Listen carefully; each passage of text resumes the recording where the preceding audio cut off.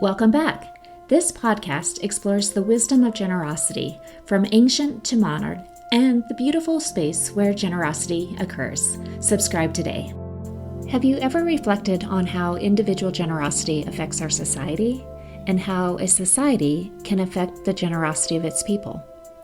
Some cultures in the past banned charitable giving, and we have been able to research its effects. I invite you to dive more deeply into these societal and individual giving consequences through the book, Being Generous. And this week, I am reading various quotes from Being Generous by Theodore Roosevelt Malik, published in 2009.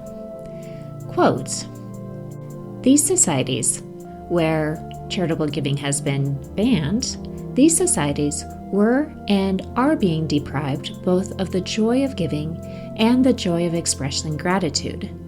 They dismiss the argument of this book that giving is not only natural, but it is also a fundamental ingredient of moral health.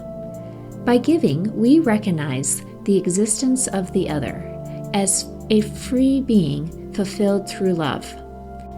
And by feeling gratitude, we acknowledge our own freedom, our own dependency on others, and our need to love and to be loved. Remove gift and gratitude from human society, and what remains is not a community, but a, quote, lonely crowd, unquote, in the famous words of sociologist David Riesman." The author later writes, "Yet, we need risks, not merely in order to enjoy the benefits of a free economy, but also in order to grow as human beings and to offer what we have to others. In our risk-averse society, it is a rare sight when somebody risks his life or to save another or risks his wealth to help others."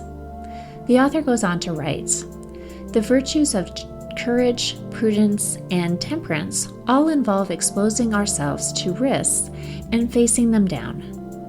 Justice, kindness, and generosity also demand a cheerful and risk-taking spirit.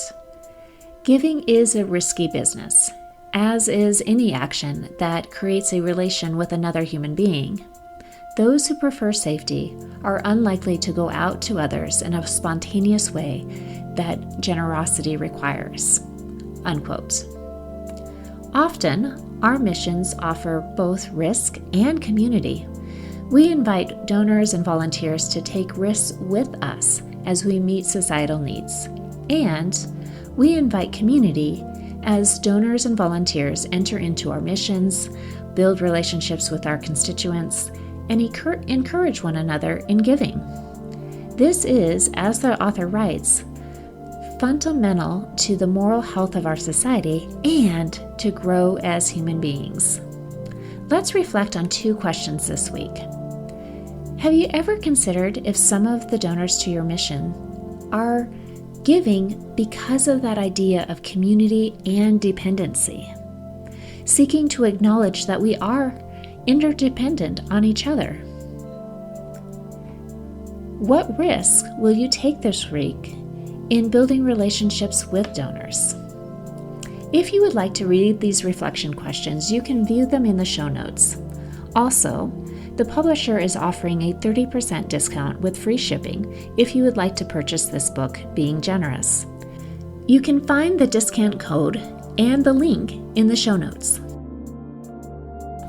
Share this podcast if you enjoy these 5-minute reflections and subscribe to receive these reflections released every Monday.